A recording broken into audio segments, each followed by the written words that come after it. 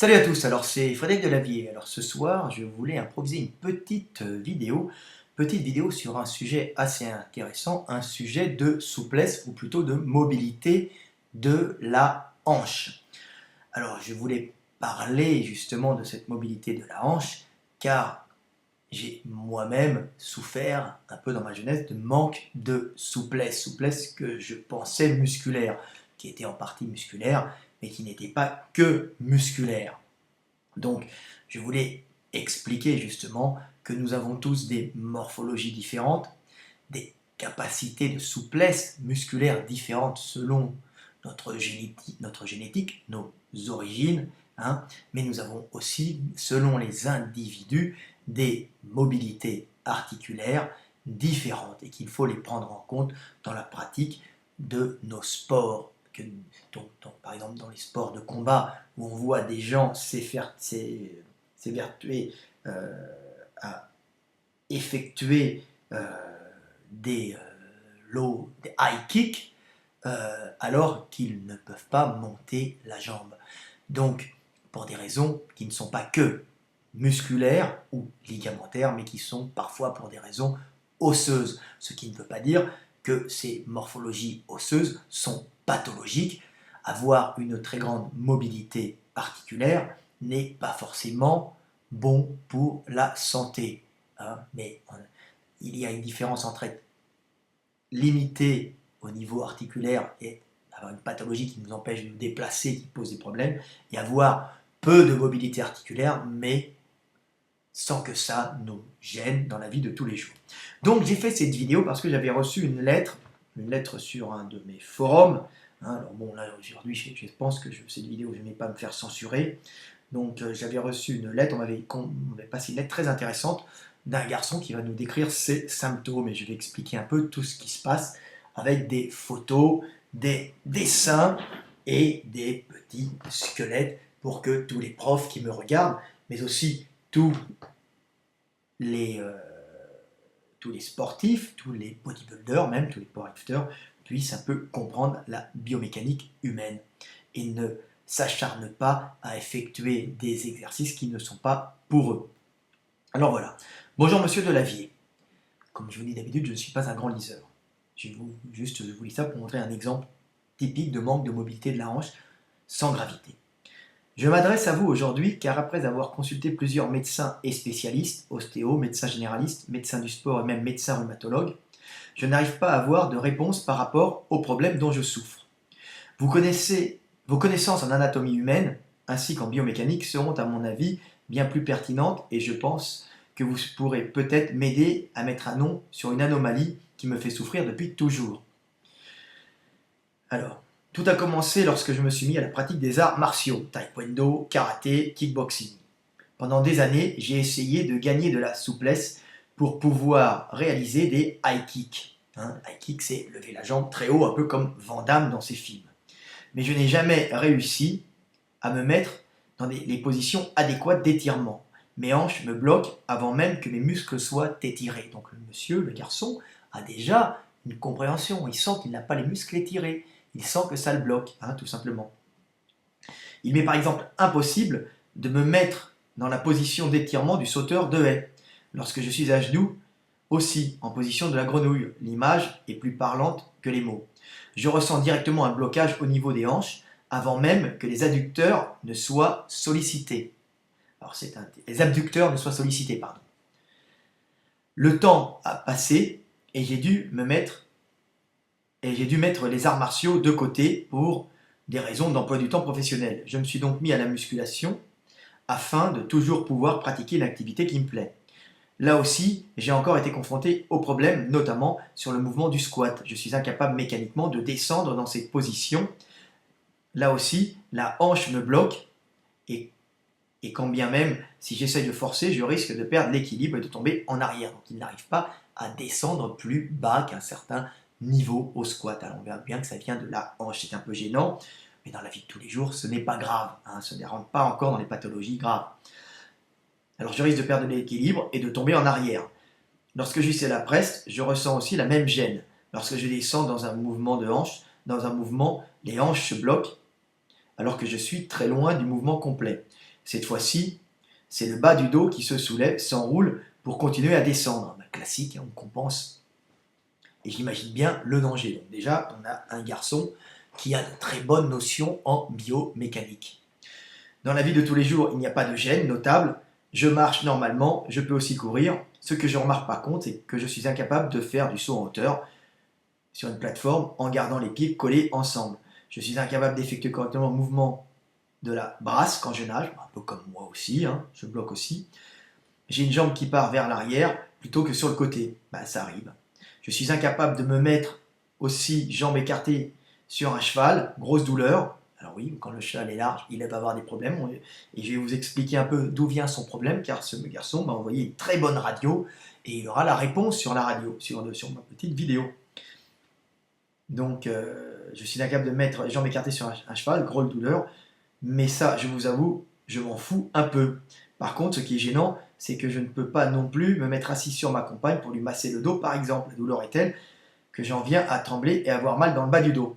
Je traîne cet handicap, alors ce qui n'est pas vraiment un handicap, hein, depuis que je suis gamin, et plus les années passent, et plus la frustration est grande.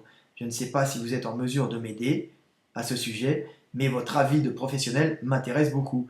Je me doute que vous êtes quelqu'un de très occupé, demandé, mais pourriez-vous, s'il vous plaît, prendre le temps de consulter les 3 radios ci-dessus pour me donner un avis? Constatez-vous une anomalie? Alors, il y en a une que je vais garder, que je vais vous montrer. Alors, je vous remercie de le temps que vous avez accordé. Alors, c'est très sympa parce que cette petite lettre qu'il m'a envoyée va me permettre de vous expliquer des choses super intéressantes pour tous les profs et même pour tous les médecins qui des fois ne comprendraient pas la biomécanique humaine. Voilà, tout simplement. Donc, ce garçon m'a envoyé une photo de son bassin. Je vais vous la retrouver et vous allez voir, c'est très très intéressant. Je la cherche. Un peu de temps. Alors, où est cette photo? Je l'avais là. Ça prend un peu de temps. Je l'ai perdue. Aïe, aïe, aïe. Il faut que je la montre. Je l'avais ici. Donc, si ça prend un peu de temps, ce n'est pas grave. Je vais la retrouver. Je vais directement la télécharger. C'est le direct. Voilà. Et je vais vous la montrer. Vous allez voir. Vous allez être très content. Hop. Alors, voilà. Je vais vous montrer la photo qu'il m'a envoyée et vous allez tout de suite comprendre. Alors, pour quelqu'un qui n'est pas expert, voici à peu près c'est une très belle, un très beau rayon X, hein, donc un Röntgen, hein, une imagerie médicale intéressante où on voit un peu les os, la conformation osseuse de ce garçon qui est un solide gaillard. On voit que c'est un garçon très solide, il n'a pas un détroit inférieur du bassin très large, donc il ne pourra pas faire passer un bébé, d'ailleurs ce n'est pas sa fonction. Et on voit ses hanches profondément, hein, son articulation coxo-fémorale, profondément enfoncée dans sa cavité cotyloïde. Hein. Donc on voit ici, hein, et il a une cavité cotyloïde qui n'est pas si couvrante que ça. On aurait pu penser que ça vient justement du fait qu'il a une cavité cotyloïde couvrante, mais son problème va venir d'un autre côté, et je vais vous le montrer en gros plan, et vous allez tout de suite comprendre. Alors, là, c'est la cavité cotyloïde, hein, qui est ici, et parfois, chez des individus, elle est bien couvrante, et elle peut empêcher la mobilité latérale, donc lever la jambe latéralement, comme ici, hein, hop, à cet endroit-là. Si la cavité cotyloïde, ici l'os, le rebord osseux qui est extérieur de la cavité cotyloïde, qui est ici, est très couvrant, il peut y avoir un problème ici, à ce moment-là, et ça va bloquer sur la tête du fémur. Je vais passer tous les problèmes en revue. Mais bien, ce garçon, il a un autre problème, et un problème que les médecins visiblement n'ont pas vu, et qui est très simple. Vous allez regarder, il n'a pas gelé agrandi. Ici, il n'a pas de convexité sur la fin de son articulation de l'articulation de la tête du fémur. Regardez, la tête du fémur est ici circulaire et à cet endroit-là, elle est droite. Donc le fémur va monter et à un moment, il va être vite bloqué et ça ne va pas tourner vers le haut car son cartilage très épais il est très épais, donc il n'a pas d'arthrose, il a une très bonne santé de la hanche, mais vous voyez que son cartilage et la forme de son articulation, il perd sa convexité à cet endroit-là, donc il ne peut plus lever la hanche, car, en fin de compte,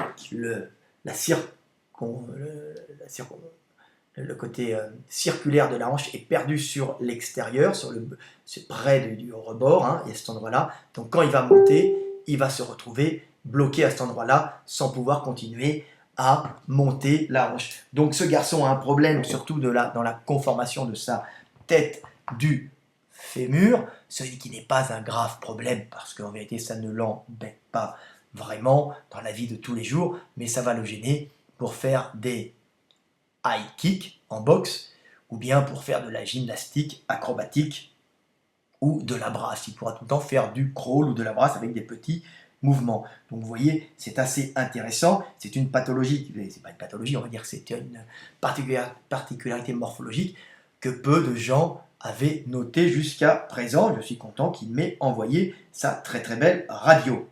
Donc je vais vous montrer maintenant quelques autres raisons pour lesquelles on ne peut pas avoir une grande mobilité de la hanche. Alors voici ici, c'est mon guide des mouvements de musculation que vous pouvez trouver en vente un peu partout, mais allez le chercher chez spartanutrition.com ou spartadelavier.com. C'est chez nous et c'est plus sympa de l'acheter directement chez nous. Voilà, alors là, j'avais fait dans mon guide des mouvements de musculation, on voit la forme du col du fémur qui peut varier d'un individu à l'autre. Et quand le col est assez et peu vertical, il va y avoir lors de la montée de la hanche un blocage du col, un prêt sur la cavité cotyloïde, donc il va y avoir moins de possibilités de mouvement. Donc on peut voir aussi que la forme du col du fémur, donc pas uniquement de la cavité cotyloïde ou de la tête du fémur, peut influencer énormément la possibilité de lever la hanche. On peut voir ici, à cet endroit-là, quelqu'un qui lève la hanche, normalement, il est bloqué à cet endroit-là, quand il n'est pas très souple, et s'il fait une bascule de l'autre côté avec le petit fessier qui se contracte, il va lever la hanche, donnant l'impression qu'il lève haut, que sa hanche est très mobile, alors qu'en vérité, il a juste une bascule sur l'autre jambe. Donc voilà, la véritable mobilité, et c'est ça, et certaines personnes peuvent avoir beaucoup de mobilité, et d'autres peu. Alors là, on a une très belle coupe aussi que j'ai dessinée, et si jamais le rebord de la cavité cotyloïde de la hanche est trop couvrant, ça va cogner très vite sur le col du fémur et on aura un problème de mobilité de hanche. Vous voyez, donc ça peut être à plusieurs niveaux. Alors j'ai de très bonnes photos que mon collègue Gundil m'a envoyées. Très bonnes photos, alors je cherche. Très bonnes photos montrant aussi les problèmes de hanche. Nous avons deux magnifiques bassins. Regardez-moi ça. Alors, vous avez deux magnifiques bassins. Vous avez un bassin pour une même inclinaison dont les cavités cotyloïdes sont orientées vers l'avant et le bas, et une autre dont les cavités cotyloïdes sont plus verticales et orientées plus vers l'arrière ou vers l'extérieur. Et là, vers l'avant et orienté vers le bas, et là, plus orienté vers l'extérieur et vers le haut sur celui-là. Extérieur haut, avant et orienté vers le bas et avant sur celui-là. Donc celui-là est dans une configuration où il y aura un problème de mobilité de hanche parce que la hanche, en la levant latéralement, va vite coincer à cet endroit-là. Et par exemple, au squat, il ne pourra pas descendre aussi très bas car il aura une perte de mobilité. Vous voyez, d'un individu à l'autre, comme ça peut varier. Donc tout ça avec une forme de bassin à peu près identique. Donc c'est pour ça que certaines personnes ne peuvent pas faire de squat complet, ils peuvent bloquer, mais ne peuvent surtout pas faire de high kick et sont condamnés à faire des middle kicks, voire des low kicks, donc des coups en haut ou des Des gens peuvent faire des coups en haut, comme Van Damme, mais certains ne peuvent faire que des coups moyens, hein, dans le flanc, en MMA, ou dans les tibias. Donc si quelqu'un a peu de mobilité de la hanche en sport de combat, on lui dira tu vas t'amuser à taper dans les tibias, tu vas t'entraîner pour ça, et ne s'évertuer à taper vers le haut, tu risques de te faire des arthroses, des inflammations de la hanche articulaire qui risquent de générer justement une inflammation du rebord de la cavité cotyloïde, et à ce moment-là, il y a encore une perte de mobilité encore plus impressionnante par calcification inflammatoire. Hein. Donc on va éviter de faire travailler les gens dans certaines positions quand leur conformation osseuse n'est pas bonne, hein, tout simplement. Alors, nous avons encore ici, c'est à peu près les deux mêmes fémurs, les deux mêmes bassins. Nous avons ces deux bassins, c'est très intéressant à voir, on va les mettre dans l'autre sens, voilà. Ici, voilà, vous les voyez, ben vous en avez un dont les cavités cotyloïdes sont orientées vers l'avant, hein, vous le voyez, et l'autre dont les cavités cotyloïdes sont plus orientées vers l'arrière. Donc on voit des grandes différences d'un individu à l'autre.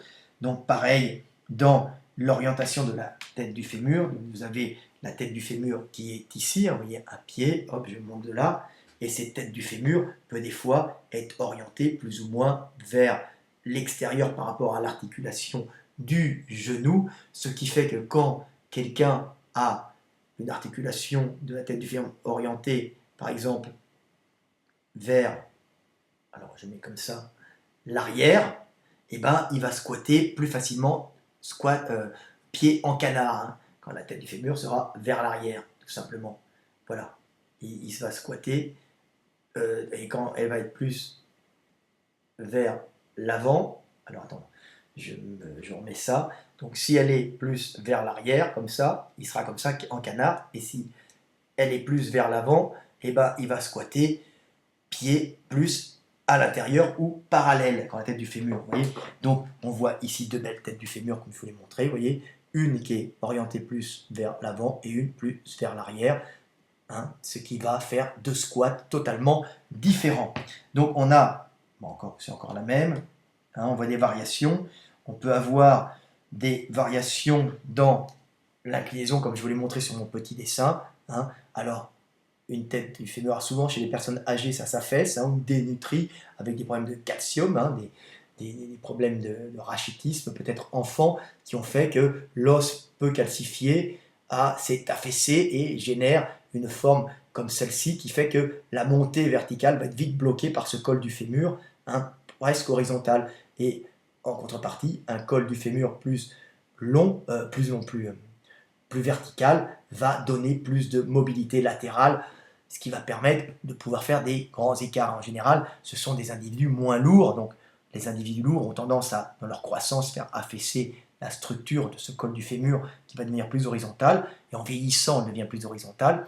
Mais les jeunes filles qui font par exemple de la GRS, hein, la gymnastique rythmique synchronisée, ou de la gymnastique classique, eh ben, elles vont avoir en général cette conformation de fémur leur permettant de faire des grands écarts et de ne pas avoir de blocage du col du fémur sur les rebords de la cavité cotyloïde. Donc vous voyez, c'est très intéressant à voir et à comprendre. Alors quand un garçon comme Jean-Claude Van Damme, que j'aime beaucoup, qui a une philosophie de la vie très intéressante, hein, qui a expérimenté un peu le bien et le mal, et qui en a sorti pas des théories, mais des explications assez simples, que tout le monde peut comprendre, et excellent. Donc comme philosophe, on peut se moquer de moi, mais comme philosophe, je l'aime beaucoup.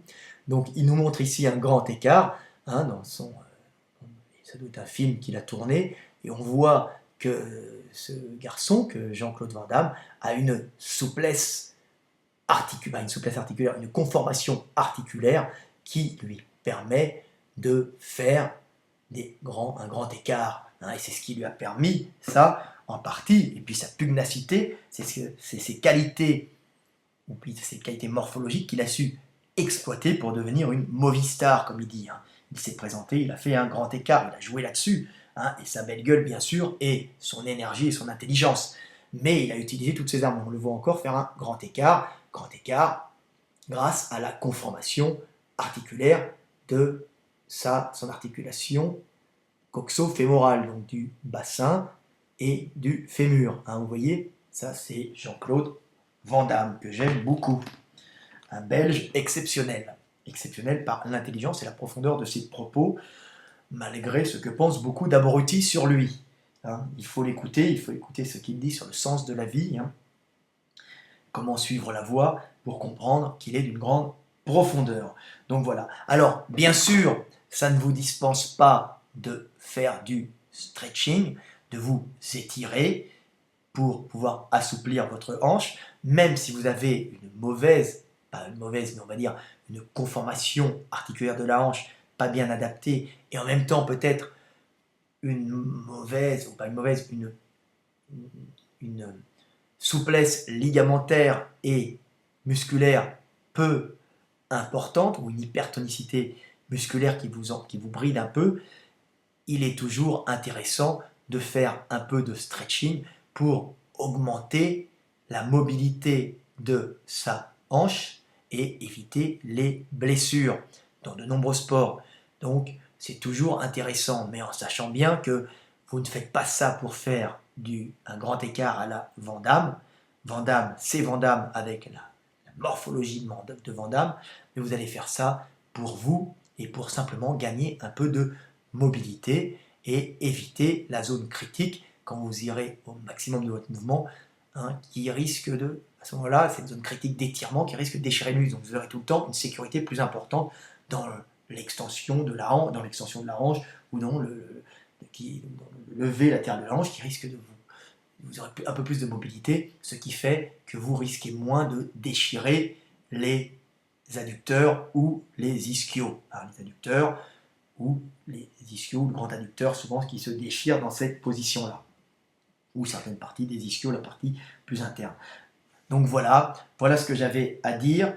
Donc faites du stretching, ne le faites pas pour gagner de la souplesse au point de faire un grand écart quand vous n'êtes pas souple, quand votre hanche n'a pas cette morphologie osseuse, mais il est tout le temps bon de faire du stretching pour justement gagner en mobilité, mais dans la limite du raisonnable. Donc voilà, c'était Fred Delavier, j'espère que vous avez compris la façon dont nous sommes faits, hein, notre structure est faite, et que tout le monde ne peut pas réussir à faire des high kicks, hein, ça c'est pas donné à tout le monde, c'est grâce à votre morphologie souvent donnée par la génétique de votre papa et de votre maman, ou parfois par une bonne alimentation. Alors surtout une mauvaise alimentation risque parfois de vous brider en ayant des carences en calcium. Par exemple, un rachitisme de l'enfant peut faire que le muscle est un peu souple et perd cette tête du fémur verticale. Hein. Et puis avec l'âge aussi, la décalcification, on perd un peu de souplesse. Donc il est tout le temps bon de souplesse, de mobilité articulaire, parce que la tête du fémur s'affaisse car l'os change avec l'âge, et il peut y avoir des fois des pertes de calcium et un affaissement avec le temps, ou tout simplement, voilà, donc en même temps il y a une perte des tissus vivants, on peut même casser, et ça c'est un autre problème.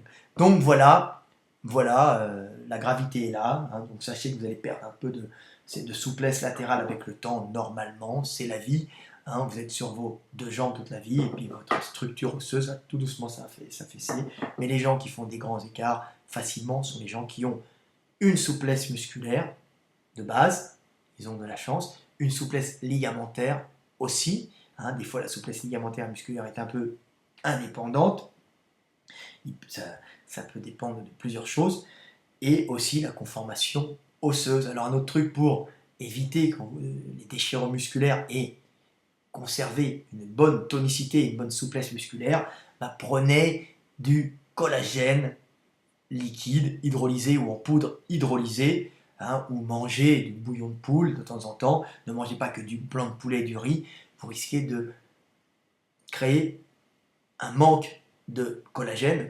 qui fait partie des tissus de maintien de l'organisme, hein, que l'on trouve essentiellement dans la peau et dans ce qui recouvre les os, hein, donc dans les articulations des animaux et dans la peau des animaux. Et souvent maintenant on prend du poulet blanc et on manque de ce collagène. Donc essayez de vous supplémenter, vous êtes sportif, dans ce collagène pour éviter les blessures et pour gagner un peu de souplesse, tout simplement. Mais sachez que ne peut être très souple que celui qui, génétiquement, est programmé des fois pour être souple.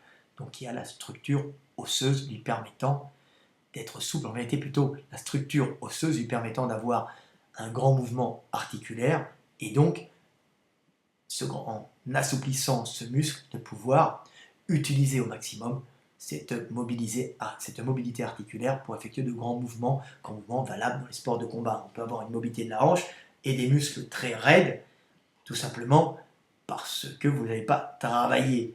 Donc voilà ce que j'avais à dire. Donc c'est tout le temps bien de faire du stretching, même si vous n'avez pas une conformation osseuse qui vous permet une grande mobilité.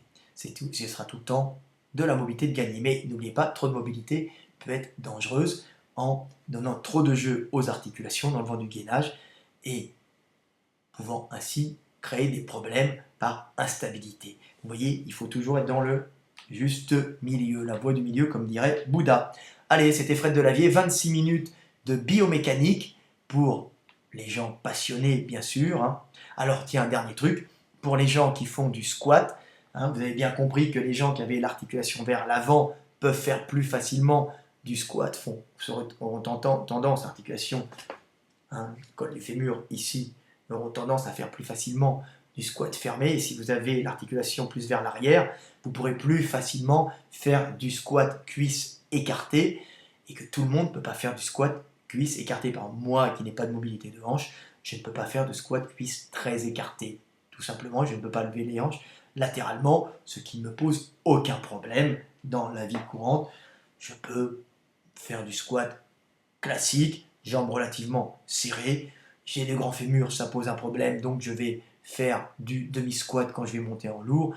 En compétition, je descendais comme un malade en penchant le buste en avant. C'était dû à ma conformation osseuse, de hanche et de fémur, mais j'ai quand même réussi à faire de bonnes performances quand j'étais jeune et à monter deuxième au championnat de France, malgré une conformation osseuse et de levier pas totalement adapté. Ce qui n'était pas grave, parce qu'avec du recul, je me dis que je suis quand même allé très haut avec ce que le bon Dieu ou Mère Nature m'a donné. Voilà, c'était Fred Delavier. À bientôt les gars, paix sur terre, et j'espère que cette petite vidéo vous aura appris pas mal de trucs. 3h42, je vais me coucher. Salut!